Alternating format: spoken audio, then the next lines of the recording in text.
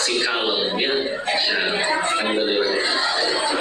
Segala puji bagi Allah dan salawat salam semoga selalu tercurah kepada junjungan kita baginda Rasulullah Muhammad sallallahu alaihi wasallam beserta kerabatnya, keluarganya, sahabat-sahabatnya, dan semoga Allah sanggupkan kita istiqomah dalam meniti sunnahnya insyaallah. Salam ta'zim dari kami kepada para asatiz, alim ulama, kiai, juga tokoh masyarakat yang hadir di masjid ini. Saya izin nggak apa-apa duduk di kursi di atas. Maafin ya, yang bicara di depan sama sekali tidak berarti lebih mulia, justru lebih banyak dosanya kelihatannya ya. Karena dari tadi sambil saya liatin wajah-wajahnya, kelihatannya nggak ada yang pernah jadi badan judi ya. Berarti kan saya yang paling banyak dosanya ya.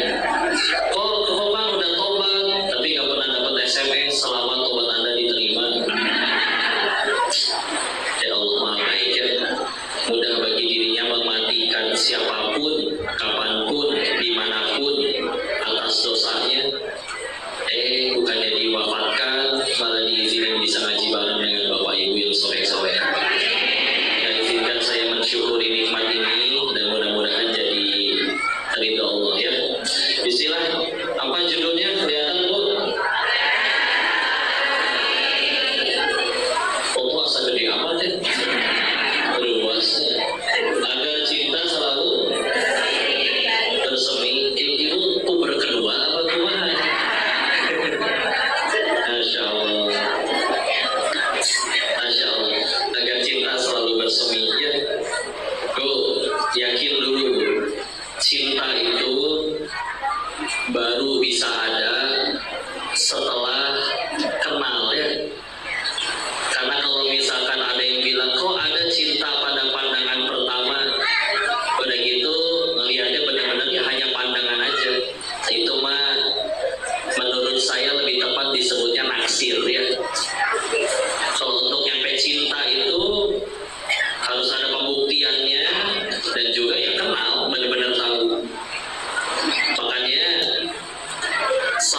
bukan salah satu, kalau guru saya bilang ini justru ilmu yang paling penting untuk dipelajari untuk semua orang, terutama yang muslim apalagi, yaitu adalah ilmu ma'rifatullah, ilmu kenal sama Allah.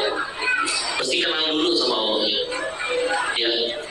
Karena kalau misalkan ternyata susunannya, belajarnya tidak sesuai susunan, maka punten bisa ada sesuatu yang kurang baik. Kayak misal contoh ya, begini, ibu anak-anaknya sekolah Bu? Ini udah ibu-ibu semua nih. Ada yang masih jomblo? Coba yang jomblo angkat.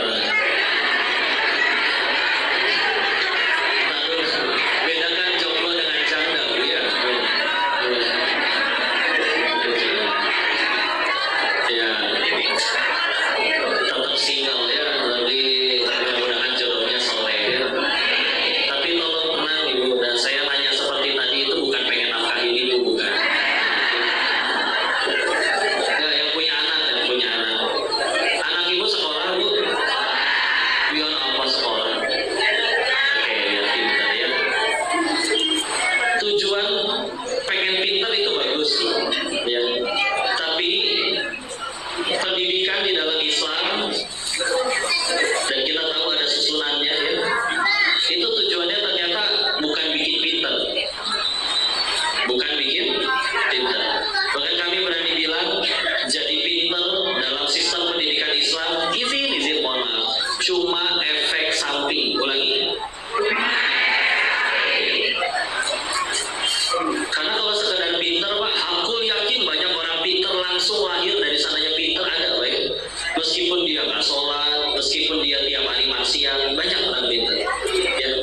Apunten lah, maling-maling di negeri ini juga pintar, betul nggak?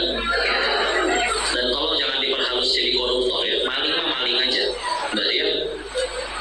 Kan gini, kalau maling bodoh, malingnya mau nangkep ayam, karena bodoh ayamnya nggak ketangkep, malah malingnya yang ketangkep, bodoh soalnya ya. Yang repot kan kalau malingnya pintar, betul?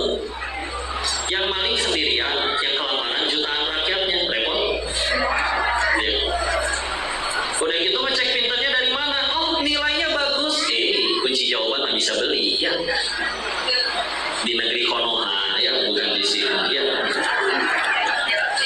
Nggak usah kayak kunci jawaban tuh. Ijazah bisa beli nggak ijazah? Pengen menang juara, tinggal datang ke toko piala.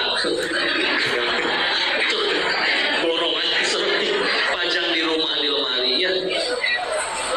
Ngecek filternya dari nilai dan ijazah yang bisa dibeli. Tahu-tahu mimpin jutaan rakyat. Nah ini kan agak repot ya. Makanya punten ya. Gak cukup pinter asli, orang pinter dari sana itu gak ada.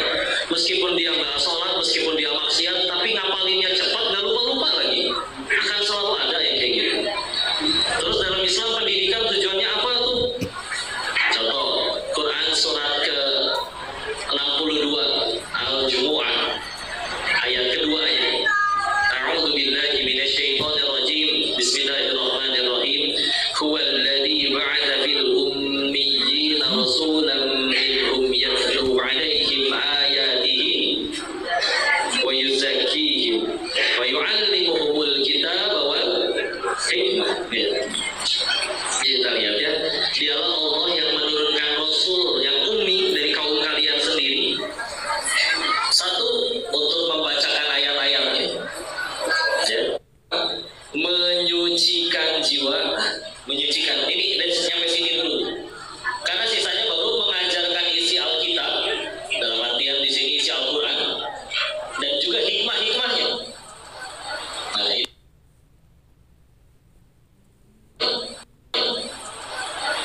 itu kan baru bicara ilmu ya. Tapi sebelum itu ngapain? Nyuciin jiwa dulu. Izin punten Bu ya. Pertanyaannya sederhana. Ibu punya anak ganteng, tampan, soleh, cantik, rupawan, viral, tajir, melintir, wah lengkap semuanya. Tapi ibu diperlakukan seperti film azab Indosiar, mau? Iya kan? Atau misal, oke, anak saya ini nggak semua bidang sih. Ini matematikanya agak kurang. Mari kita tes. Nah, 2 tambah 2 berapa? 5 Bu. Oh iya, ayo. Ya. Tapi ibu bangun subuh, anak ibu lagi baru selesai witir karena tadi dia tahajud. Anak yang lain kalau dimintain tolong harus diomelin dulu, dia udah nawarin bantuan. Anak yang lain baru ngapalin alif batasa, anak ibu udah ngapalin juz 28. Senang punya anak kayak gitu?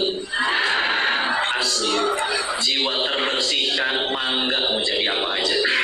Ya, sisanya belajar ilmu kan. Karena punten ya, ilmu bagus biar ngomong tuh gak kalor ngidul gitu. Tapi ketika akhirnya tidak sambil diiringi dengan menyucikan jiwa, malah sibuk berantem. Sekedar masalah ada yang tasyahudnya gini sama yang utek-utekan bisa berantem ya. Kita harus lebih sibuk belajar bersatu, mencintai, daripada sibuk belajar berantem. Berantem mah gak usah dipelajari, ini berantem sendiri ya. Kalau bersatu Tunda Salahuddin Al-Ayyubi sebelum menaklukkan Baitul Maqdis, beliau menyebutkan beliau menghabiskan 13 tahun untuk menyatukan umat dan hanya 13 bulan untuk menaklukkan Baitul Maqdis. Itu dulu ya. Dan pakai cinta, betul. Kadang orang, saya pengen bahas cinta secara umum dulu ya, karena kayaknya umur ibu udah gak cocok buat cinta-cintaan ya. Benar ya. Tapi bahas cinta yang umum dulu nih ya. Ketika emang ibu bukan kedua Bu? Enggak ya. Insya Allah ya.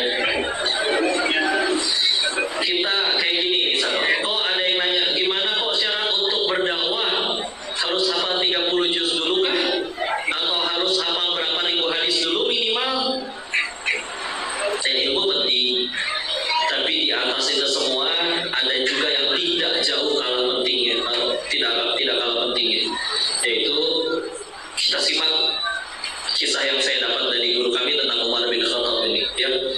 Umar bin Khattab radhiyallahu anhu suatu ketika dia jadi presiden, pemimpin tertinggi, Amirul Mukminin.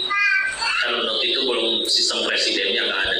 Maka beliau mau ngangkat calon gubernur, suruh datang dulu dong ke rumah, pengen diajak ngobrol ya.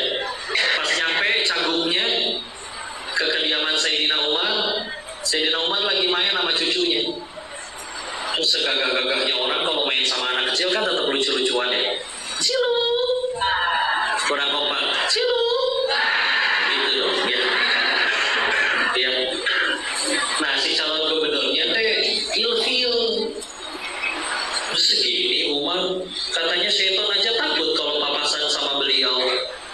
segini main sama bocah gitu ya.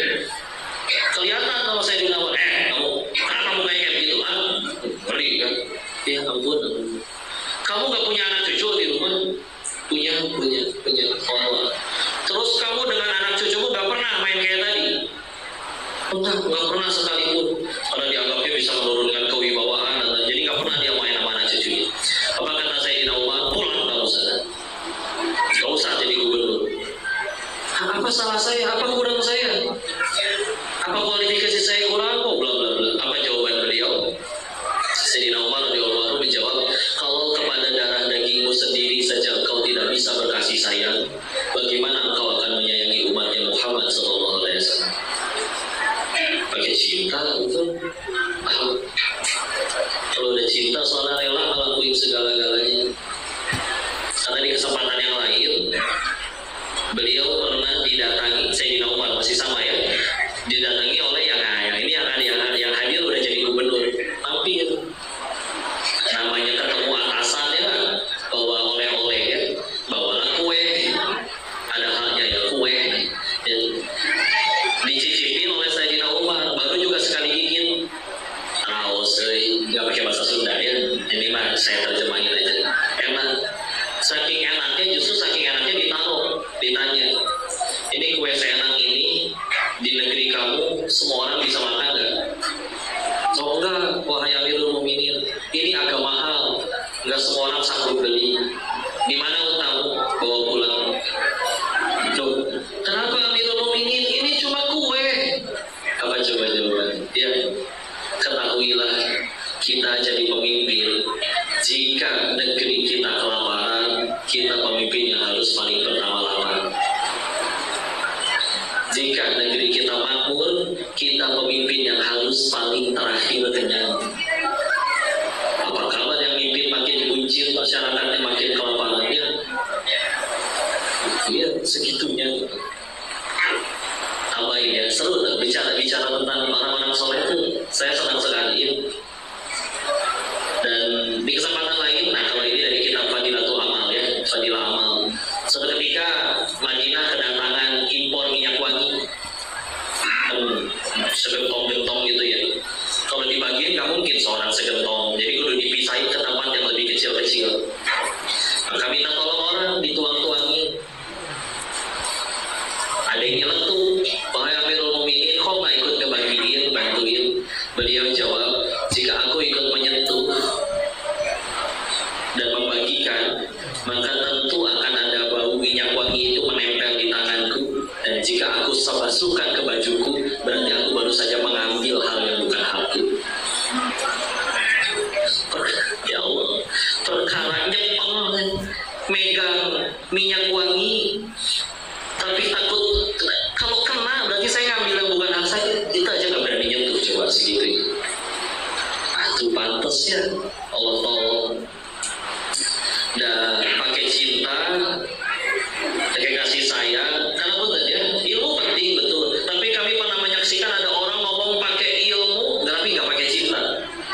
Contoh, waktu itu di Surabaya memang ya, lagi panas. Jadi tumben segini kaki nggak terlalu panas ya.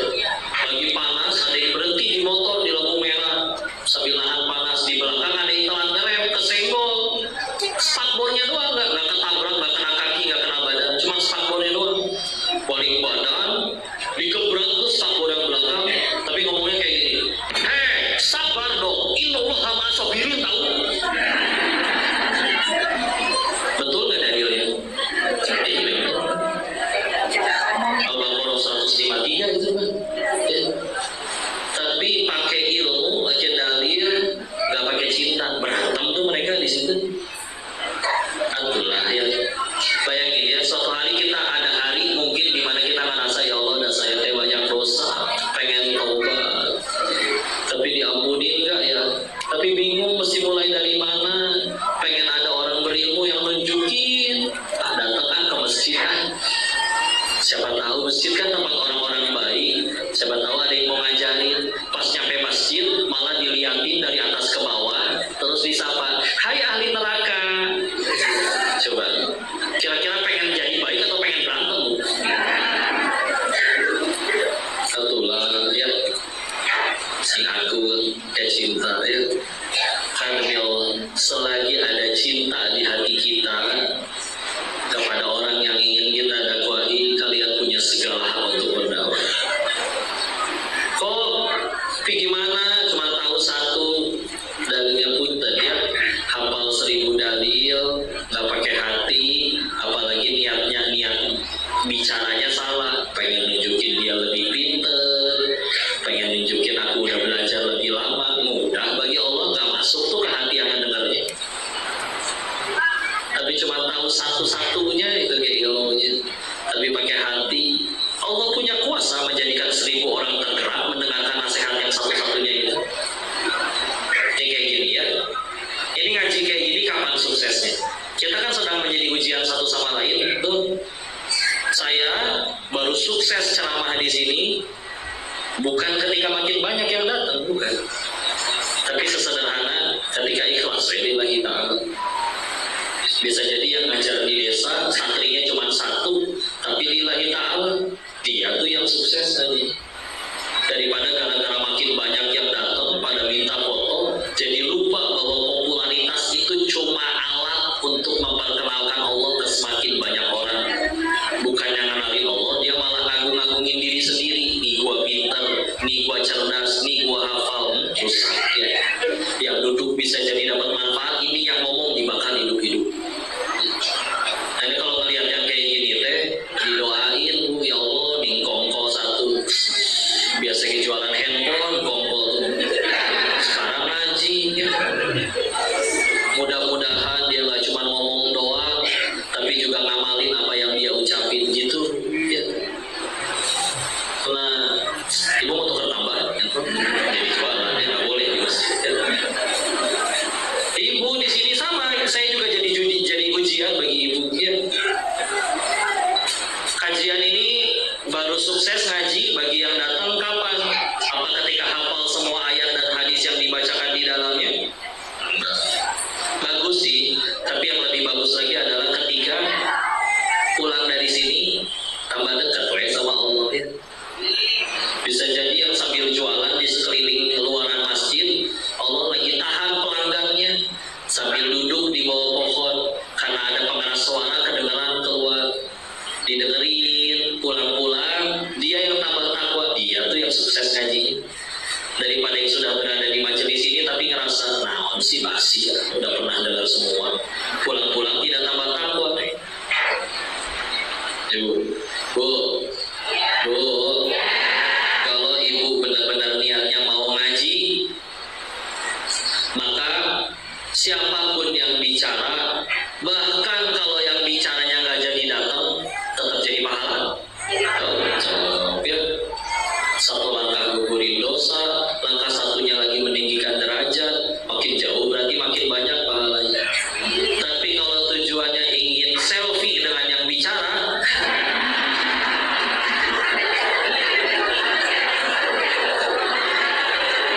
ini ketawanya gitu sih, ketahuilah yang diajak selfie ini nggak bisa nyelamatin siapapun ke surganya Allah. Nyelamatin diri sendiri aja nggak bisa, bentar ya. Jadi masih mau foto? Baik, kalau baik, semua selamat ya. Masya Allah. Ya, inilah rasa kuat di muka bumi ya. Saya kiri belok kanan, siapa yang salah? Dunia yang salah ya. So tapi jujur ya, ibu set kiri belok kanan tuh, lebih sering cilaka atau lebih sering selamat tuh? Baik nggak Allah? Soalnya di belakang. Masya Allah, tenanglah ya, luar biasa ya. Yang penting di motor udah ada stiker Bismillah, aman ya. Masya Allah. Ibu-ibu tuh lucu ya. Ibu-ibu itu memang kaum wanita, kata psikolog, lebih banyak bicaranya. Sehari bisa 21.000 kata. Laki-laki sepertiganya 5.000 sampai 7.000. Kita tes ya. Bu, kalau dikejar anjing gimana? Lari. Pertanyaan kedua, kalau di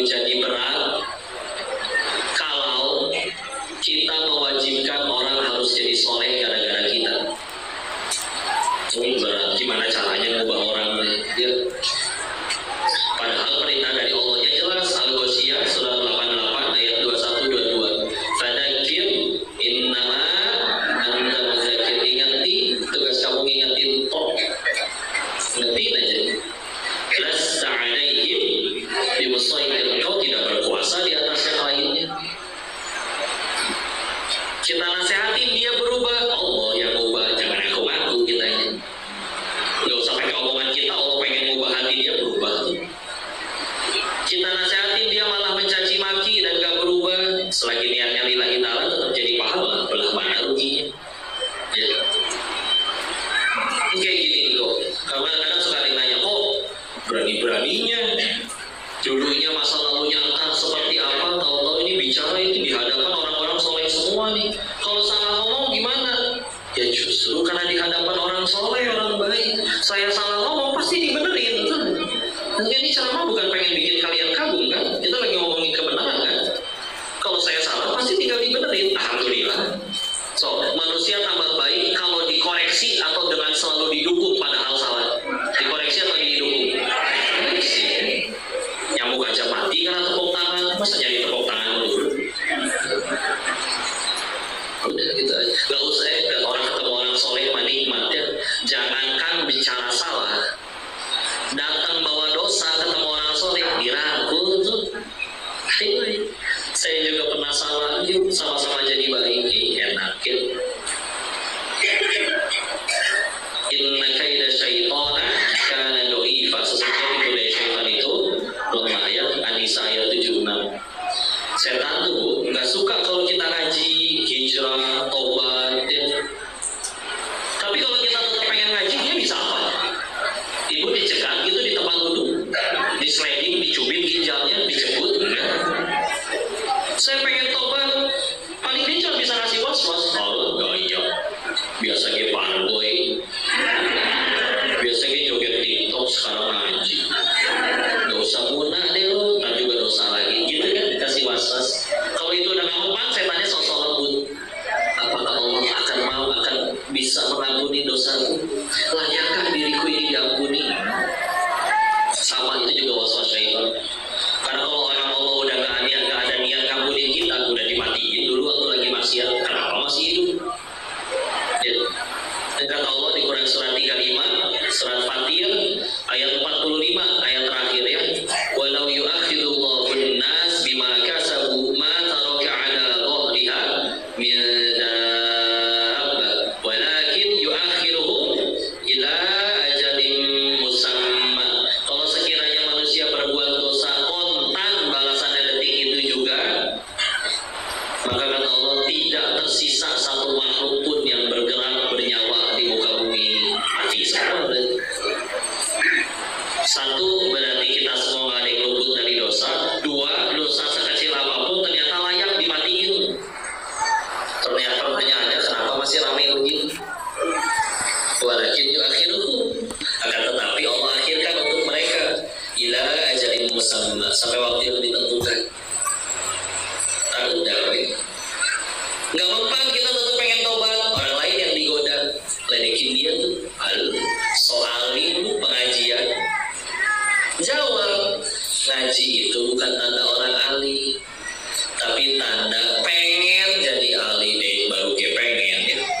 Berhasil nggak? Ya nggak tahu, Allah tolong jadi, Allah nggak tolong, ya gimana Allah? Yang saya tahu kalau Allah udah benci sama saya udah dimatiin. Ini masih hidup, berarti Allah masih kasih saya kesempatan. Nah, sisa usianya pengen saya pakai jadi baik. Berhasil nggak jadi baik, dia nggak tahu. Allah tolong yang jadi, Allah nggak tolong ya udah baik gimana om? Udah hamba ya. Ingat ya, kita itu meninggal nggak pernah disuruh nentuin takdirnya. Mana nggak sih orang nyentuhin takdir? Kita disuruh nentuin sendiri gitu. Kamu meninggal minimal harus centang biru. Kamu meninggal follower minimal harus segini. Kamu meninggal minimal harus punya saldo tabungan segini. Gak pernah kan? Enggak. Kita cuma disuruh nurut, ikhtiar, takdir, gimana Allah. Bukan matematika atau ranah kita. Ya. Ingat kisahnya Maryam. Ya, banyak wanita diceritakan dalam Islam ya. Tapi yang sampai jadi nama surat Maryam ya, surat 19 ya. Coba lihat ya. Jadi kisah Ibunda Maryam ini, ibundanya Nabi Isa, kita tahu ya, gak pernah disentuh laki-laki, tahu-tahu hamil. Biasa netizen ya. Ya ukhta Harun,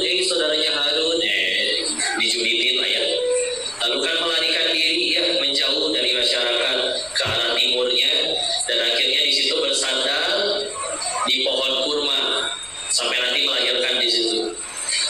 Capek perjalanan jauh, hamil gede, mules, sendirian, kecapean, nyender di pohon kurma, tapi lapar, butuh kurmanya. Di ayat 25-nya apa perintah Allahnya? Surat Maryam surat 19 ayat 25. Wa huzzi, goyang-goyangin ya. Wa huzzi ilaiki bijiz'in nakhlah tusaqitu alaiki rutuban jamiyah ya. Goyang-goyangkan pohon kurma itu ke arahmu, nanti rutubnya jatuh. Kalau baca terjemahannya dulu saya ini gak ngerti, tapi guru tafsir saya bilang kayak gini, kok ini ayat tentang tawakal. Tawakalnya dari mana, Sir? Dia bilang coba lihat ya, ada yang udah pernah lihat pohon kurma matang gede? Oh, tiang ini kayak eleh, Pak. Lebih lebar lagi ya. Bahkan silakan pilih laki-laki paling kekal secipinang elok, suruh goyang-goyangin itu pohon, demi Allah gak akan jatuh itu buat. Karena memang cara panennya bukan digoyangin. Sekarang gimana ceritanya perempuan hamil sendirian lagi mules-mulesnya hamil gede, yang dia diginiin doang, plek jatuh. Tenaganya segede apa? Cuma dilihat, Masya Allah. Bunda Maria, orang wanita yang beriman, mengetahui aku cuma disuruh nurut takdir urusan Allah. Ketika perang Badar, kalau memang matematika manusia itu ngaruh sama takdir Allah, ya apa kabar peperangan Islam? Perang Badar 313 lawan 1000, musuh lebih lengkap, senjata dan kendaraan yang nggak laku matematika manusia dalam urusan takdir. Tapi kadang kita kan kalau bicara takdir suka nyerah duluan. Apa? Ganti kepala cabang, ganti peraturan, ancol, mendingan saya resign. Belum tentu kan? Karena juga enggak kepalanya. Udah takut dulu. Tapi nggak usah gitu. Pernah ngeliat ada orang buka warung, tetangganya didatengin truk, nurunin teh gelas, ya, kopi, teh, panik masuk ke dalam rumah. Pak, tetangga kita mau buka warung juga kayaknya, Pak. Gimana nih dagangan kita? Nggak, warungnya belum. Udah takut masalah rezeki. Dikira Allah bakal tidur gitu sampai lupa bagiin rezeki. Segitunya ya. Asli, nggak akan ketukar. Saya, bapak, ibu, adik-adik, manusia seplanet bumi dilarang mati sebelum semua rezeki yang udah Allah janjiin waktu kita di alam rahim kita terima semuanya. Gak boleh, asli. Mau udah terkapar di kasur gak bisa ngapa-ngapain, kata Allah masih ada rezekinya, masuk lewat infus ya. Udah nyerah sama kehidupan, saya mau mati aja kok, udah rebahan di rel, keretanya lewat masih gak mati tuh loh. Karena iya keretanya lewat di rel sebelah ya, pensiun ya. Celingan-celinguk gak ada yang lihat ya. Enggak. Ingat gak cerita bapak-bapak yang jatuh ke sumur? Ada bapak-bapak jatuh ke sumur ya. Ini bukan ngedoain bapak ya. Ini bapak-bapak jatuh ke sumur, minta tolong, ada yang lewat turunin timba, naik ke atas. Sampai atas biar tenang, yang nolongin lagi bawa susu, kasih dia minum. Beres minum udah tenang, baru ditanya, "Ai bapak kenapa bisa jatuh, Pak?" Cerita kan, nggak tahu ya. Saya tadi cuma berdiri di sini nih, diperagain. Terus diguling jatuh lagi. Tapi jatuh yang kedua mati, meninggal. Itu kata guru saya, beliau bilang kayak gini ya. Itu orang masih punya rezeki 1 gelas susu lagi. Makanya udah nyampe tempat matinya, dia kasih naik ke atas. Naik dulu, beres selesai dijemput 1 gelas susunya, udah habis rezekinya, baru boleh mati jatuh. Boleh. Coba ya, ini logis banget, sederhana. Di luar sana detik ini ada nggak yang lagi maksiat? Jawab. Ada nggak yang lagi nyembah berhala? Mereka dapat rezeki nggak? Dari siapa? Terus bapak ibu udah segini nurutnya sama Allah, tadi siang-siang kayak gini bebas, ada yang mau kemana aja, ini malah ke masjid. Terus sudah segini nurutnya Allah malah jadi itu sama kalian, aneh asli, nggak mungkin ya. Tapi ada kok, dia nggak sholat, jelas-jelas dia maksiat, dia tambah kaya tuh. Kita udah duha tiap hari, jualan masih nggak laku-laku. Misalkan ada yang ngalamin, ada juga pernah mualaf, ada yang nanya, kenapa dulu sebelum mualaf saya uangnya banyak, masuk Islam jatuh miskin. Ini ya jawabnya suka kayak gini ya. Nih, saya pengen mengukur suhu air di dalam botol ini. Mengukur suhu air pakai apa? Termometer. Bukannya masukin termometer, saya malah masukin penggaris. Dapat nggak suhunya? Ya kayak gitu lah, nggak nyambung. Maksudnya ini ya, karena nabinya pernah bersabda kayak begini. Dikisahkan beliau jalan dengan para sahabat, menemukan bangkai anak kambing cacat. Gimana tuh? Udah mah anak kambing gak ada dagingnya, cacat lagi, udah jadi bangkai lagi bau. Diangkat sama Nabi, ditawarin kepada sahabat, siapa yang mau? Para sahabat jawab, itu hidup juga kami gak mau, wahai Rasul. Beliau lalu melanjutkan, ketahuilah di hadapan Tuhan kalian, dunia dan seluruh isinya tidak lebih berharga daripada bangkai anak kambing cacat ini. Satu. Hadis yang kedua, Allah Rasulullah Muhammad SAW bersabda yang maknanya, di hadapan Allah, jika dunia dan seluruh isinya di hadapan Allah tidak lebih berarti daripada sebelah sayap nyamuk. Nyamuk ya, bayangin nyamuk diambil sebelah sayapnya.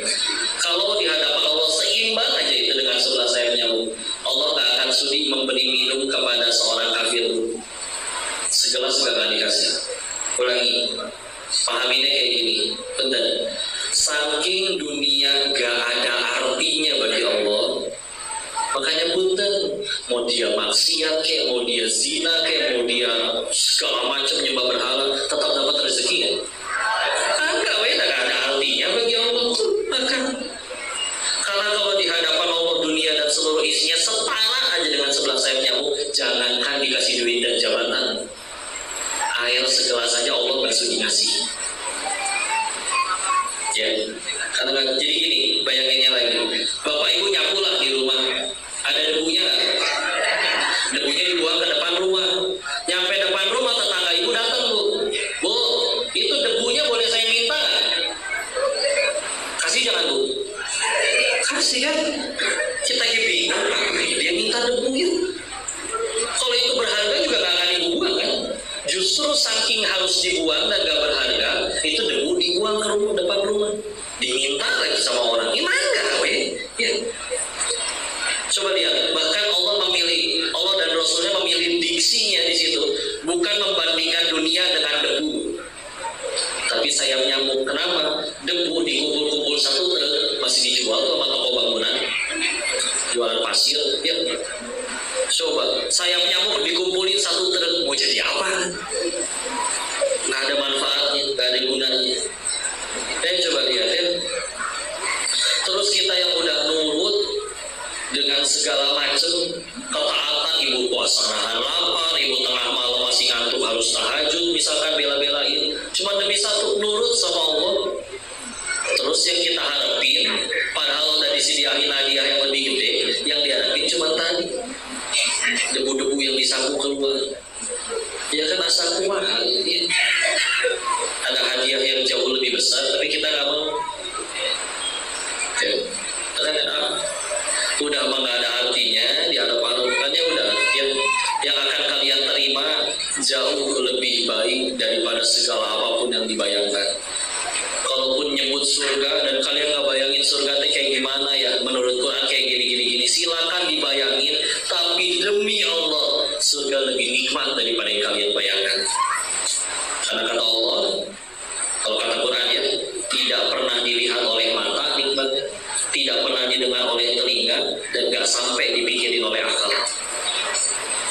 Atau di hadis bahwa Allah menciptakan 99 kebaikan di sisinya. Sedangkan ada hanya yang satu dari 199 di sisinya di akhirat, yang satu di dunia. Dan karena yang satu itu, ya itu satu, yang cuma satu direbutin orang-orang sampai segitunya. Ada yang rela bunuh demi ini demi itu, yang satu yang di dunia ini. Kalian nggak akan bisa nyampe akal mikir itu. Termasuk juga ada film baru tuh, Siksa Neraka. Ada yang udah nonton? Ya. Karena sejauh apapun kita bayangin neraka, segimana divisualisasikan dalam bentuk film sekalipun, punten ya, kami berani bilang neraka lebih ngeri daripada itu semua. Karena sama, kepahitannya nggak pernah dilihat mata, nggak pernah didengar oleh telinga. Ingatkan ketika sahabat mulia Amr bin As radhiyallahu anhu menasehati, jika orang paham hakikatnya neraka, dia akan berteriak sampai urat di lehernya putus. Inilah ibu ngebayangin ada apa misalkan kejadian mutilasi di hadapan ibu, darah nyiprat kemana-mana, tulang dipakai kampak, dan korban selanjutnya ibu. Ngeceritnya bu, asik gitu ya. Tapi sengajerit-ngejeritnya saya yakin urat lehernya belum tentu putus. Nah, kata Amr bin As, kalau kalian ngerti hakikatnya neraka, gak ada apa-apanya pahit dunia. Sok lihat ya, di dunia ini petani aja rela panas-panasan di sawah berbulan-bulan demi panen yang cuma sepekan. Yuk, masa kita nggak tahan cuma beberapa puluh tahun di dunia, kalau nyampe puluhan tahun juga ya, ada yang nggak nyampe ya, demi surga yang abadi. Nah, sebentar ya, cuma sebentar, nggak apa-apa. Tapi pahit kok ya, bisa jadi gara-gara kepahitan itulah kita tambah dekat ke surganya Allah. Ketika anak-anak mintanya permen dan coklat terus sampai sakit gigi, udah sakit gigi masih minta permen dan coklat terus, tetap dikasih nggak sama ibu? Enggak kan? Udah sakit gigi nih, ma mau permen, udah sakit gigi loh padahal, tetap dikasih? Nggak mungkin. Anak ngambek, mama pelit nggak dikasih. Pertanyaannya, ibu nggak ngasih karena benci atau karena sayang? Ya kan? Kalau ibu emang nggak sayang, pasti kejadiannya, nah ini narkoba, pakai ya sampai mati overdosis. Inilah silakan. Kalau nggak sayang, justru kan karena sayang. Udah. Kenapa menderita? Tuh sih bahagianya kita masih yang aku suka, bukan yang Allah suka. Padahal kata siapa yang aku suka teh baik ya. Bagi pecandu narkoba juga pengennya dikasih obat, tapi sama ibunya malah dikunci, diikat di dalam kamar. Malah tuh dia. Ya cuma beda sudut pandangnya doang gitu. Misalkan, dia sholat sih, tapi ketinggalan sholat gak pernah nangis, pas kehilangan jabatan baru nangis. Berarti di hatinya dia sholat sih, tapi ketinggalan sholat gak pernah nangis, pas hilang duit baru nangis. Berarti di hatinya. Dia sholat sih, ketinggalan sholat gak pernah nangis, tapi gagal nyalek gila. Berarti di hatinya. Ya betul. Ya kan, gantung kan. Orang yang koleksi buku komik, hilang komiknya 1 biji dari 8 lemari, nangis tuh berjerit-jerit. Ada orang yang lain punya 8 lemari, tapi warisan dari kakeknya, gak suka baca, hilang 2 lemari, biasa aja. Ya. Jadi memang tergantung apa yang jadi hilang di hati. Ya.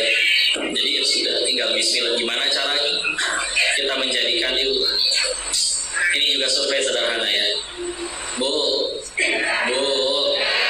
kita punya keinginan tidak? 2, Allah punya keinginan tidak? Ya, Allah ingin kita selamat dan bahagia. 3, dari lahir sampai sekarang jujur, lebih banyak mengejar yang Allah suka atau yang kita suka? Terus sudah sejauh ini ngejar yang kita suka, sebagian udah terkawin, kok masih sulit bahagia?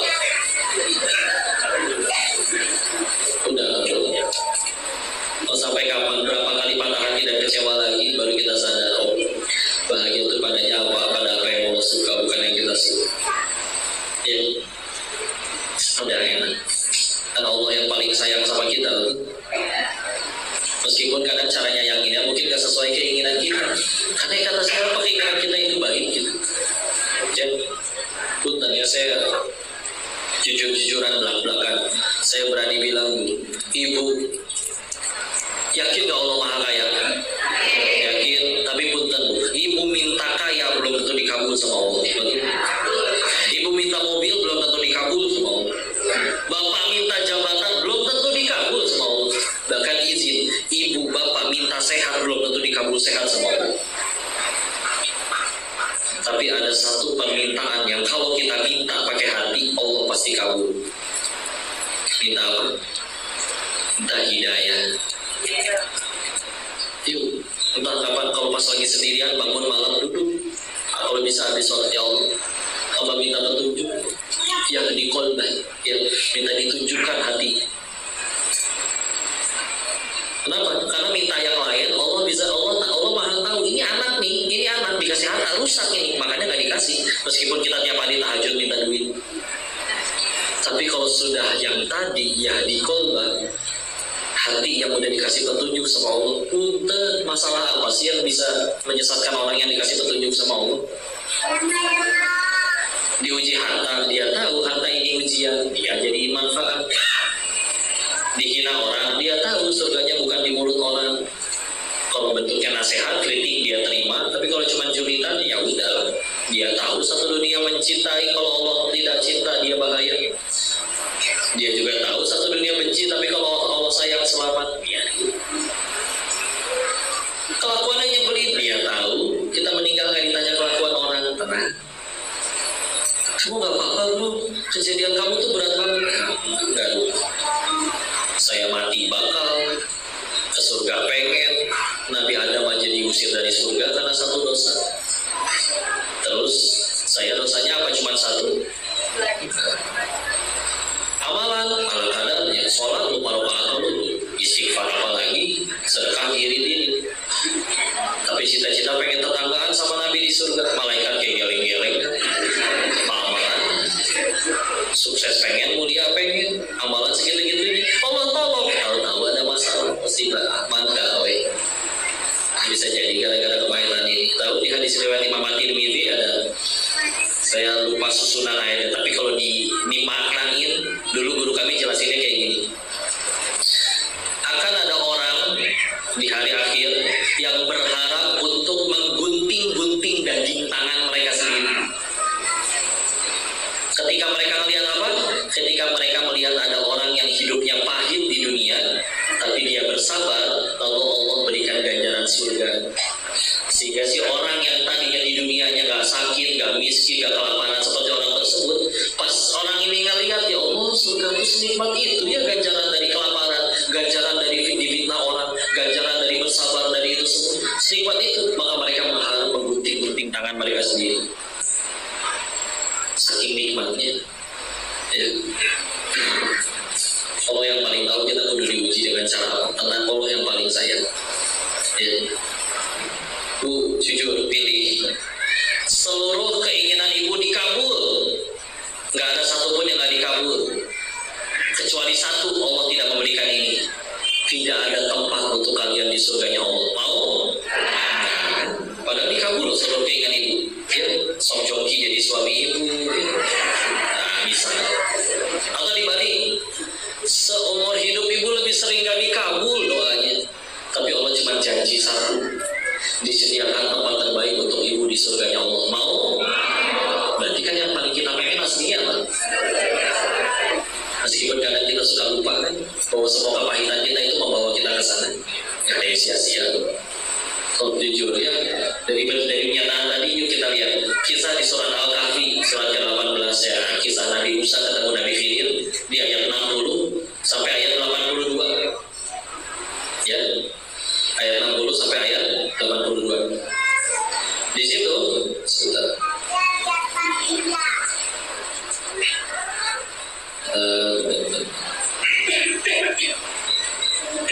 Di situ ada 3 perbuatan Nabi Khidir yang diprotes, dikomplain sama Nabi Musa. Ingat apa aja? Satu, ada perahu dibolongin. Yang kedua, ada anak kecil dibunuh. Yang ketiga, ada rumah anak yatim mau roboh.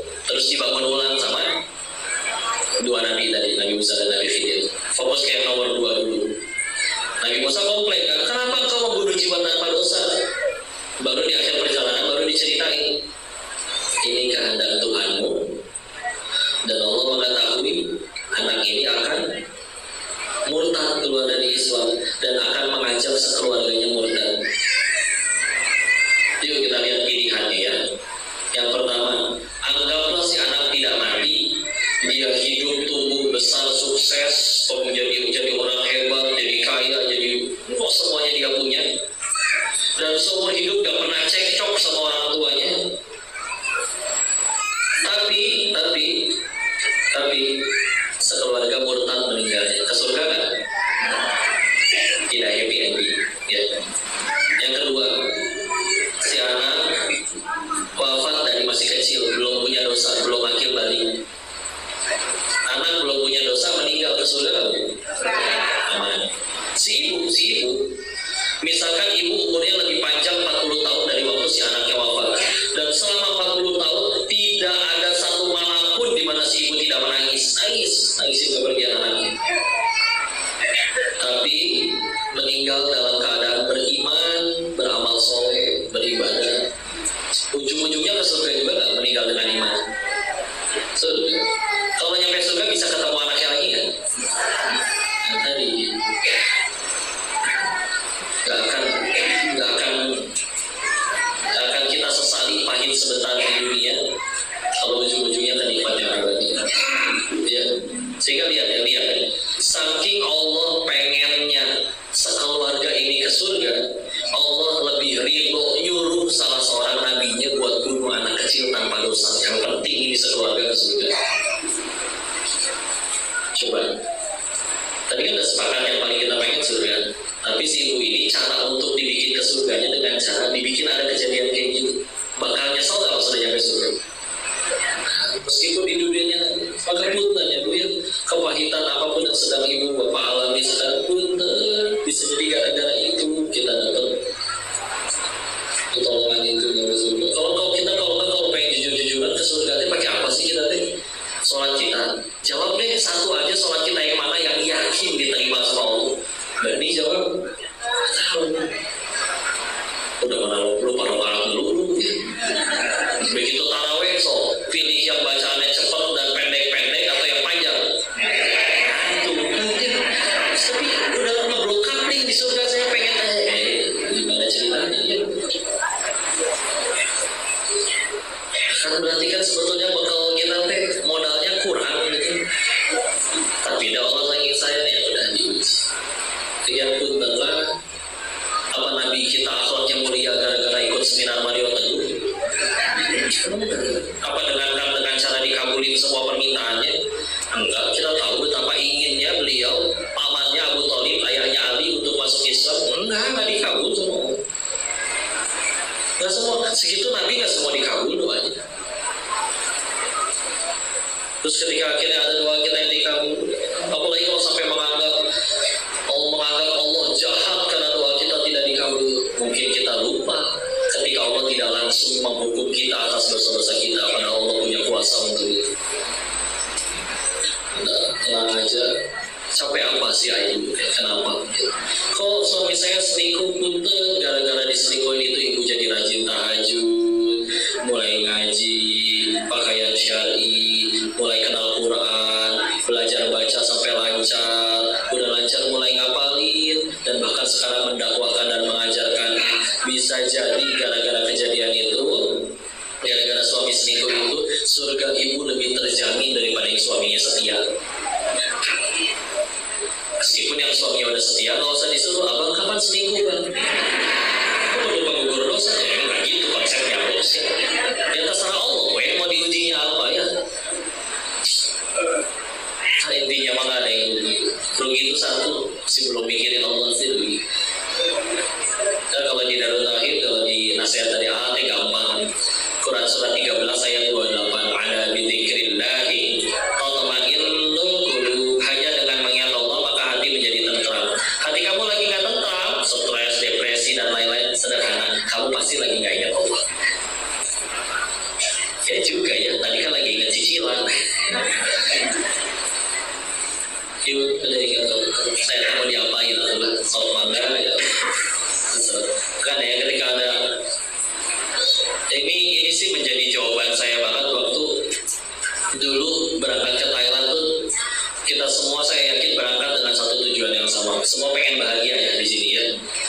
Dulu saya kiranya bahagia tuh udah punya duit dulu, makanya berangkat ke Thailand karena lemahnya iman, jadi cari duitnya haram di sana. Tapi setelah akhirnya nyobain semua yang kata orang sumber kebahagiaan, udah pernah nyobain semua ya, duit ya apa ya segala macam di situ, tapi malah belum bahagia juga. Yang punya lebih banyak aja malah lebih menderita, macam-macam ya. Ada yang istrinya selingkuh, ada yang dia kena HIV/AIDS, ada yang anak-anaknya mati overdosis narkoba, nggak ada yang happy ending. Ya, maka saya kan nanya kan, kalau gitu kita mesti bahagia dengan cara apa lagi nih? Ya, yang jawab malah orang ateis tentang bahagia tanpa batas itu. Gua nggak ngerti pertanyaan lu nih. Orang yang bahagia tanpa batas, tanpa alasan, cuma yang udah dekat sama Tuhannya kali. Saya yakin dia nyeletuk. Tapi waktu lagi sekolah dulu TK sampai SMA, saya sekolah Katolik. Jadi kan ada kisah para nabi juga. Di kisah para nabi itu kan walaupun detailnya kadang berbeda, tapi garis besarnya sama kan. Pahala banyak, dosa terampuni, tapi ujian berat banget. Tetap jadi orang baik lagi. Belain apa sih? Kalau kadang kita ngelihat ada orang capek-capek, bak-bok, jungkir balik, ternyata dia dapat apa, duit misalkan 2 triliun. Kan bikin kita, oh pantesan. Pak Nabi ngejar apa? Dibuang ke sumur sama saudaranya, ada yang digergaji dari selangkangan sampai dari kepala sampai selangkangan dibelah 2 oleh umatnya, ada yang difitnah oleh wanita masuk penjara, ada yang penyakit kusta 18 tahun sepenjuru tubuhnya, dan waktu kena penyakit kusta 12 anak kandungnya meninggal barengan. Tapi tetap jadi baik. Belain apa sih? Dapat duit enggak? Ya ada sih nabi yang kaya dan jadi raja, tapi kan banyak kan yang ujiannya pahit. Belain apa? Nggak ngapain, belain apa? Dan itu sederhana, karena di hatinya itu udah tadi sudah Allah, sudah ditunjukin hatinya Allah, sehingga bahagianya udah berubah. Dulu bahagianya yang aku suka, sekarang bahagianya yang Allah suka. Dulu bertanya apa aku sudah bahagia, sekarang dia bertanya sudah berapa orang yang aku bahagiakan. Ada cukup. Karena kita isi hati ini dengan apapun selain Allah, masih belum bahagia. Akan selalu kita temukan yang lebih kaya dari kita, enggak? Di menderita. Saya yakin di sini ada seorang istri yang suaminya pulang cuma bawa seblak, tapi udah bahagia dan bersyukur. Ada di Thailand mah ada istri minta cerai dari suaminya gara-gara tidak dibeliin mobil yang kelima. Benar, demi Allah. Ada yang nggak setidak bersyukur itu. Ya. Dia tinggal apa? Tinggal di hatinya aja ya. Istilah suka tidak suka, mau tidak mau kita tunduk ke Allah. Pasti dari Allah. Tapi pilihannya 2 kan? Mau datangin Allahnya dengan sukarela, apa harus disayang dulu? Saya lupain dulu ya. Karena udah paksain malas ngaji, paksain ngaji, malas baca Quran, paksain baca Quran, malas sholat, paksain sholat. Kenapa? Karena memang lebih baik memaksakan diri ke surga daripada sukarela ke neraka. Nurut, takdir mati. Udah apa capek? Persilakan kalau ada yang mau didiskusikan, ditanyakan atau mungkin dikoreksi barangkali saya ada salah menyampaikan. Tafadhol, silakan. Assalamualaikum warahmatullahi wabarakatuh. Assalamualaikum. Di mana Ibu? Oh iya. Mana? Agar kita selalu seru ya. Saya ada pertanyaan, bagaimana ya untuk mendidik anak itu supaya dicintai orang tuanya, karena ya sekarang itu saya lihat mereka itu kalau kita itu bersolat, itu berpuasa, untuk itu sulit. Kita kalau lebih banyak di HP. Karena saya selalu kan ini orang tuanya, ayo nak, ingin saya Allah, katanya gitu ya. Ya nanti sebentar lagi gitu ya. Hati orang tua kan ingin anaknya soleh gitu ya, soleh. Karena di dunia yang cari bagaimana kita menuju surga nanti Allah gitu ya, ingin berkumpul dengan keluarga di surga nanti gitu ya. Itu harapan untuk orang tuanya gitu ya. Selain berdoa gitu, apakah harus bersabar? Memang harus sabar ya. Suatu itu Allah bukan itu hati anak nanti. Bagaimana kita apakah ada kajian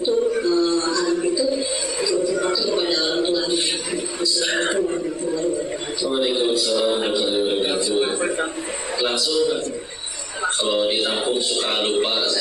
Jadi kalau emang udah umur segini tuh emang cepat lupa. Dan ciri-ciri orang udah tua kan 3. 1, cepat lupa. Yang kedua sama ketiga, saya lupa. Jadi saya udah tua. Insyaallah. Ya. Baik, tadi pertanyaannya tentang gimana caranya tentang anaknya. Sama kayak susunannya ya. Kadang-kadang kita sibuknya mengoleksinya, mengurusinya tentang anaknya saja.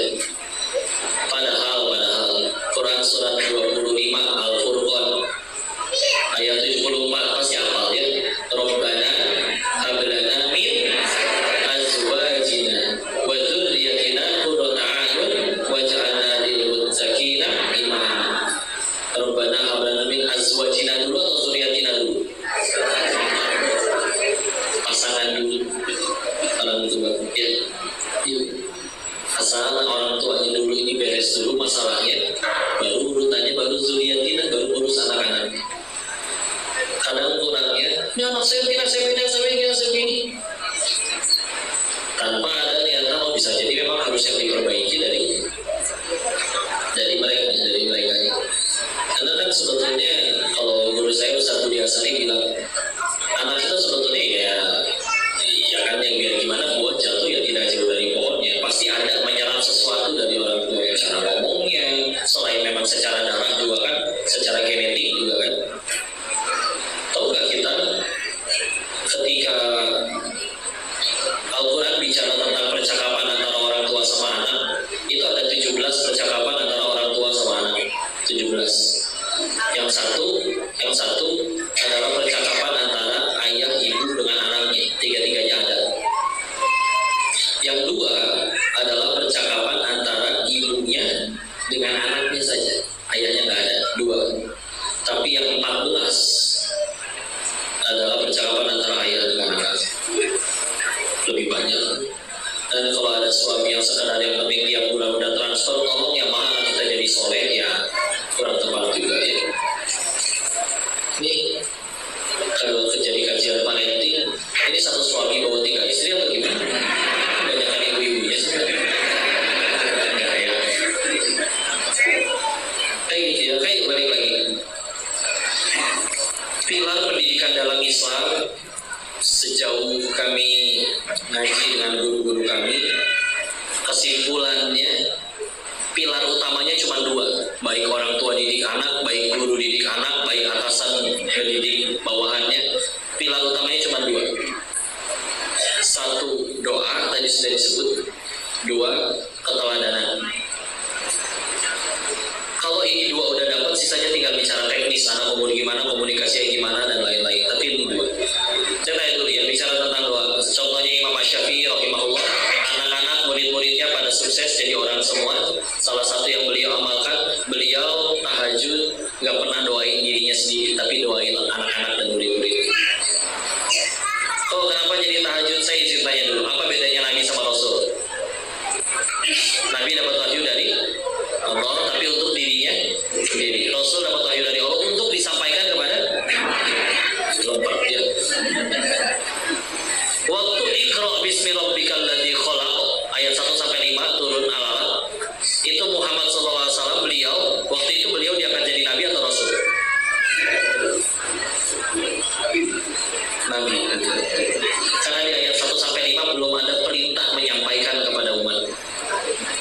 Kapan dia jadi rasulnya kok? Karena masalah itu. Karena turun surat yang juga turun di awal-awal, surat Al-Mudaththir ayat 1-7. Ayat keduanya, qum fa'andir, bangkit dan berikan peringatan. Oh, udah disuruh.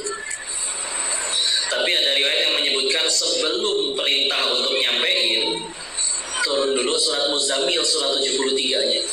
Ya ayyuhal muzammil qumil laila illa qalila nisfahu aw yanqus minhu qalila aw zid 'alaihi wa rattilil qur'ana tartila.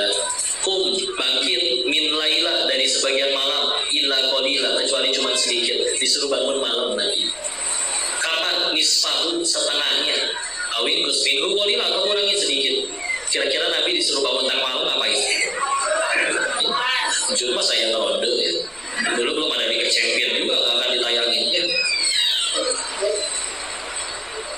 Sehingga lihat dulu Kiai Haji Arifin Ilham almarhum, tahu, Sentul, Bogor, beliau bilang kayak gini, orang yang rajin tahajud itu Allah akan berikan yang namanya haibah jalaniyah, seperti rasa kecintaan, jadi aura wibawa yang diberikan kepada orang itu, dan itu datang dari keagungan Allah. Sehingga bisa jadi ada dua orang ngomong hal yang persis sama isi ucapannya, tapi yang satu ahli tahajud, yang satu gak pernah tahajud. Allah bisa jadiin orang kok lebih pengen ngedengerin dan ngamalin dari orang yang tahajud itu. Saat saya pernah dengar materi ini dari mana, tapi kok kalau beliau yang ngomong saya pengen ngamalin. Mungkin yang beda tahajud. Lu lihat ya orang-orang yang seperti itu tahajud. Bahkan ada guru kami di Darut Tauhid, beliau gak berani berdakwah di hari itu kalau malamnya gak tahajud, mendingan di cancel sama beliau. Tapi segitu. Yuk doain, bismillah, beneran doain ya. Yang kedua, tadi keteladanan. Saya izin tanya dulu, Nabi mendidik sahabat pada jadi sukses, pernah mukul kan? Izin. Kalau kepada sahabat Nabi pernah kena fisik. Ibnu Abbas mau ikut sholat masbuk, sholat malam di sebelah kirinya Nabi, sama Nabi digeser kan, dijewer, dipindahin ke kanan. Atau inilah yang lebih terkenal, menjelang Nabi wafat kan beliau pernah menyebut, siapa yang pernah aku sakiti balas saat ini juga. Ada yang angkat tangan tuh, berkata, perut saya pernah kepukul pakai kayu. Oh, balas saat ini juga. Beliau bilang lagi orangnya, waktu kepukul saya nggak pakai baju. Nabi diminta lepas pakaian, atau sahabat yang lain udah gerem ya. Tapi pertanyaannya, sahabat itu akhirnya mukul balik Nabi atau meluk Nabi? Berarti tahu hadis ya. Kemudian ada yang pernah kena pukul, gak ada yang dendam, gak ada yang benci, gak ada yang dengki. Kenapa? Kagum teladan yang sempurna, keren beliau itu. Atau di kesempatan yang lain, surat An-Nisa ayat 34, Ar-rijalu qawwamuna 'alan nisa, ayat ya. Itu panjang ayatnya, tapi dalam ayat itu juga disebutkan kalau istri berperilaku nusyus, membantah, membangkang, kan caranya 3. 1, nasehatin yang lembut. Nasihat gak mempan. Cara kedua, tinggalin dari tempat tidurnya, pisah ranjang. Tapi di rumah aja, ya ke sofa, gak usah pindah ke rumah janda, gak usah. Jadi pindah sebentar ke sofa, atau kalau ada kamar yang lain gitu ya. Kalau masih gak mempan juga yang ketiga, iya boleh dipukul. Tapi ada aturan fikih yang ketat untuk itu ya. Gak boleh di wajah, gak boleh ninggalin bekas, gak boleh sampai mengancam jiwa. Tapi apapun aturannya, Nabi kalau ke anak dan istrinya gak pernah mukul. Beda kalau dengan cerita sahabat. Kenapa? Nabi ke anak dan istrinya baru sampai tingkat nasihat aja udah kena, udah mempan. Kenapa? Kagum teladan. Ya, terpunten. Apa sih yang bikin kadang-kadang justru yang lebih susah nurut sama kita tuh istri, para suami deh. Ya, kenapa kalau mau jujur? Karena istri tahu modal kita.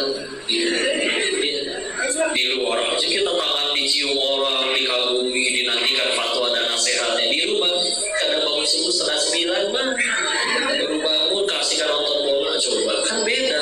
Makanya kan salah satu ciri orang ibadahnya ikhlas itu ada orang, tidak ada orang, sama saja. Dan kalau udah kayak gitu, dia tahu suami belang-belangnya kayak gimana di luar, tapi dianggapnya sesempurna itu, susah menurut, luar biasa. Nabi kan ucapannya benar-benar kepegang banget, pasti banget. Dari sebelum jadi Nabi aja yang paling pertama Allah jamin dari diri beliau, Al-Amin, terpercaya. Sekarang kalau omongan kita aja udah gak bisa dipegang, gimana tuh? Nyusul gak? Insya Allah anu gitu muadan mas. Insya Allah kita tuh jadi murah tuh gara-gara kayak gitu ya. Enggak, mendingan bilang gak bisa sekalian ya.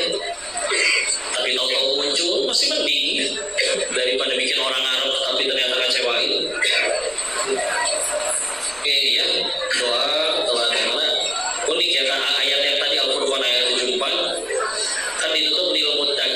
imam. Imam di situ artinya pemimpin.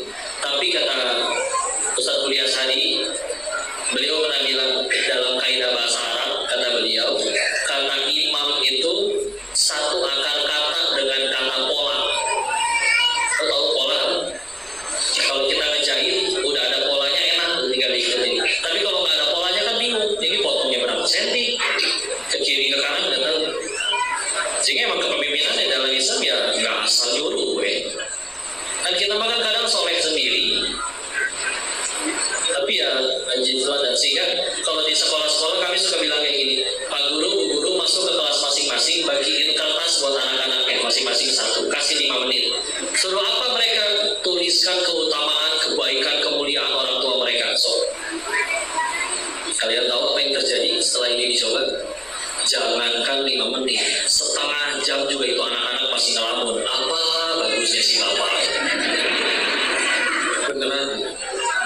Pengen nulis kebaikan ibunya, nengok tangan, masih biru baru tadi malam diciwil. Kaki bekas kemoceng 2 hari yang lalu masih ada. Susah pengen nulis kebaikan. Tapi ada, pernah ditemukan, ada anak yang nyampe minta kertas lagi buat nulisin kebaikan orang tuanya karena belum selesai. Ketika dilihat kualitasnya, dia lebih mudah menghafal, lebih beradab, orang tuanya juga jadi tokoh di masyarakat, jadi manfaat. Dan ketika unik ditanya, siapa yang jadi idolamu selain Rasulullah? Nah, ayah dan ibuku. So, gimana sih caranya kita pengen mengubah seseorang, tapi kita justru adalah orang yang paling dibenci oleh dia? Ya. Anak ibu main handphone, diambil sama ibu, ngambek tak? Tapi kalau anak ibu ngefans sama artis Koreanya datang ke sini, ke Cipinang Elong, ngambil handphone anak ibu, ngambek tak dia diambil sama idolanya? Ikhlas malah minta senggol. Itu jadi idola, beneran. Meskipun surga kita bukan di mulut orang, bukan. Tapi memang kalau kita melayakan diri, sibuk berprestasi dan jadi orang tua yang mengagumkan, itu lebih mudah insya Allah. Mulai dari mana ya? Minimal kita kan pasti buka gadget tiap hari ya. Surveinya manusia modern zaman sekarang dalam sehari mengecek handphone itu 131 kali dalam sehari. Meskipun kadang cuma turun dari motor, diintip sebentar, kantongin lagi. Dan rata-rata kalau dijamkan, maka 5 jam dalam sehari rata-rata. Ada yang lebih, ada yang kurang. So 5 jam itu banyakkan jadi manfaatnya atau apanya?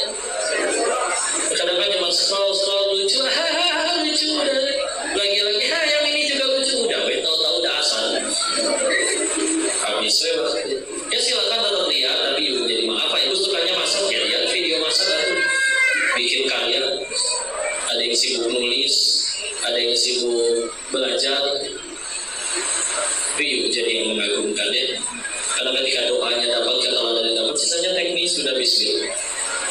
Allah yang dititipin ke Allah yang ini dia bismillah.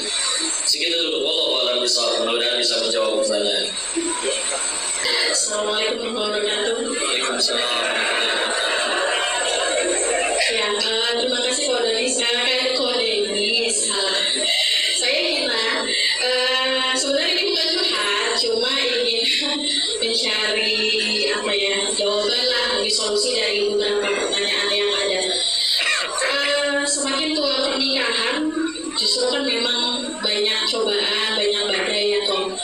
Kemudian kayak fenomena yang terjadi saat ini mungkin ada beberapa suami mungkin yang memang menjalankan seperti poligami tapi tidak sesuai dengan syariat agama.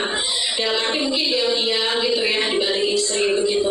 Sementara istri tetap menjaga marwahnya, menjaga kehormatan suami gitu. Gimana caranya ya Allah supaya cinta itu selalu bersemi gitu. Sementara ada tipe suami yang hanya mau didengarkan tapi tidak mau mendengar begitu. Nah, kira-kira kiatnya apa supaya semakin tuanya pernikahan ini justru membuat kami justru semakin ingat dengan Allah, semakin dekat dengan Allah, dan tipe suami yang seperti tadi yang kulkas gitu ya. Gimana caranya supaya mau mendengar dan tidak hanya didengarkan? Waalaikumsalam warahmatullahi wabarakatuh. Baik, insya Allah. Ya, setiap ini nanti kan beda-beda ya rumah tangganya. Ada yang memang tadi diuji di suaminya. Makanya tadi ketika saya bilang itu 2 pilar tadi, memang ketika kita udah jadi sosok yang mengagumkan, memang lebih besar peluangnya untuk didengar ucapannya daripada kalau kita nggak punya prestasi. Bahkan sampai ada yang pernah bilang kayak gini, Jack Ma ya, walaupun dia non-muslim dan pendiri Alibaba ya, beliau pernah bilang kayak gini, orang kalau udah sukses itu kentut juga dianggap kata mutiara. Tapi kalau belum jadi apa-apa, mau ngucap sebagus apapun dianggap kentut. Balik gitu ya. Walaupun sekali lagi sudah kita bukan mulut orang, tapi ya ini pentingnya kita terus ningkatin takwa dan terus juga nggak cuma sekedar yang penting udah sholat, juga terus punya prestasi.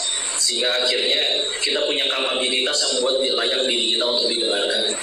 Ya, sisanya memang faktor lainnya ya karakternya dianya beda-beda. Tapi siapapun atau seperti apapun karakternya, satu hal yang pasti ya memang Allah yang genggam hatinya. Ya, kalaupun ya Allah saya ningkatin takwa udah, berprestasi udah, tapi memang dianya yang ternyata memang Allah pengen putuskan cara ibu ke surga dengan diuji dengan suami seperti itu misalkan. Ya balik lagi tadi makanya kalau udah pakai kacamata iman nggak ada ruginya. Ya, karena bagi orang beriman yang menjadi kebaikan itu cuma satu, apapun yang membuat dirinya tambah dekat sama Allah. Gara-gara suaminya seperti itu dia jadi tambah dekat sama Allah, lebih baik daripada suaminya yang luar biasa baik gitu, tapi dianya malah jadi tambah lalai kepada Allah. Rugi. Ya. Jadi kalau misalnya ke arah sana, rumus pasti secara tata caranya ini mohon maaf saya tidak punya. Ya. Karena sekali lagi hatinya soalnya bukan digenggam oleh manusia, oleh Allah. Tugas kita melayakkan diri kita aja di hadapan pencipta kita. Ya. Sehingga akhirnya nanti Allah yang bolak-balikan. Ketika bicara tentang itu tadi lah ya di surat Al-Kahfi tadi, meskipun ini bicara tentang anak-anak ya, kan di yang ketiga tadi kan selain Nabi Khidirnya tadi perbuatan yang kedua, satu dan kedua, yang ketiga itu mereka nyampe di satu kota minta dijauh, tapi gak ada yang mau menjauh. Pas mau ninggalin kotanya ada rumah anak yatim mau roboh, terus malah direnov ulang sama Nabi Musa sama Nabi Khidir. Nabi Khidirnya komen dong dengan kebaikan ini kamu layak dijamu harusnya. Tapi ternyata dikasih tahu kan bahwa ini kehendak Tuhan, bahwa ini salah satu alasannya kenapa Allah nyuruh Nabi Khidir untuk membangun rumah itu, wa kana abuhuma sholihah, karena ayahnya soleh. Dulu guru kami pernah ada yang cerita, seingat saya Ustaz Khalidnya, beliau pernah ditanya sama istrinya, gimana ini anak kita masa depan gadget dan segala macam mengerikan, mengkhawatirkan. Ustaz Khalidnya malah jawab kayak gini, apa andil kita buat anak kita? Apa kita yang bikin tangannya atau kakinya atau bikin alisnya? Kita mah jangankan bikin orang, gambar orang kayak petot-petot. Ya, coba ibu gimana kalau gambar orang bulat, garis, dia. Maka tenang, anak kita punya Allah. Tugas kita tinggal melayakkan diri kita di hadapan pencipta kita. Itu Allah yang tahu. Maka lihat tadi ya, kisah Nabi Khidir tadi, ya. Ketika rumahnya dibangun oleh Nabi gara-gara ayahnya soleh, gara-gara orang tuanya soleh, kan tidak diceritakan anaknya soleh juga. Bahkan kalau kita baca tafsirnya, kata Ustaz Budi Asari, disebutkan bahwa ternyata yang soleh itu bukan ayahnya, tapi ayahnya lagi 7 turunan. Jadi kalau ada orang suka bercanda, kayak 7 turunan, dari tafsir ayat itu. Bisa ya, sempurna ya. Lihat ya, ketika orang tua sudah melayakkan diri di hadapan Allah, istri melayakkan diri, suami melayakkan diri, orang tua melayakkan diri, lihat ya, dalam hal ini lihat, kita ngebangun rumah, siapa yang bangun? Tukang. Anak yatim tadi, rumahnya mau roboh, direnov oleh 2 orang nabi. Masya Allah. Ya, cuma karena satu alasan, orang tuanya soleh. Gak diceritain anaknya soleh atau enggak. Ya, kalau udah bicara kayak gitu, kami yakin dengan kekuasaan Allah. Semua macam udah dilakuin, ngomong baik-baik juga pasti udah. Diajak ngobrol udah, komunikasi udah. Masih belum juga. Ya mungkin ini jalan Allah pengen deketin kita kepada dirinya kan. Layakan diri kita, bismillah kalau udah Allah yang ingin, mudah dibolak-balikan. Nggak berubah juga, nggak rugi. Takwanya kita kan diganjar jadi amal soleh sama Allah, jadi pahala. Ya, istilahnya semoga Allah mudahkan segala urusan rumah tanggaan kita semua insyaallah. Allah bersoal. Baik, silakan. Tadi aja diulangin bahwa kalau pengen semuanya selalu jadi baik-baik saja, jadi kebaikan. Ya benar kata tabi'in, ajaban lil amrul mu'min. Sungguh ajaib perkaranya seorang yang beriman, karena semuanya pasti baik. Ya, tapi kalau ditanya apa sih yang baik bagi orang beriman, sederhana, apapun yang membuat kita tambah dekat sama Allah. Jadi kalau terjadi sesuatu yang lebih mesti kita pikirin bukan aku suka atau enggak, tapi Allah suka atau enggak. Kadang-kadang kita suka salah fokus ya, artis kebuka aibnya, yang dipikirin gimana caranya endorse balik lagi, kontrak sinetron balik lagi, follower cinta lagi gitu ya. Padahal harus lebih pikirin apa? Gimana caranya gara-gara kejadian ini aku diampuni Allah. Percuma endorse balik lagi, follower cinta lagi, tapi Allah belum ampuni karena nggak tobat-tobat rugi. Tapi meskipun followers netizen masih menghujat, tapi Allah sudah ampuni karena udah tobat nasuha, enggak rugi. Udah tinggal itu aja. Gimana caranya dari setiap kejadian harus bisa kita jadikan jalan untuk tambah dekat kepada Allah. Ya, semoga kajian ini pun menjadi jalan kita tambah dekat kepada Allah. Semoga bermanfaat.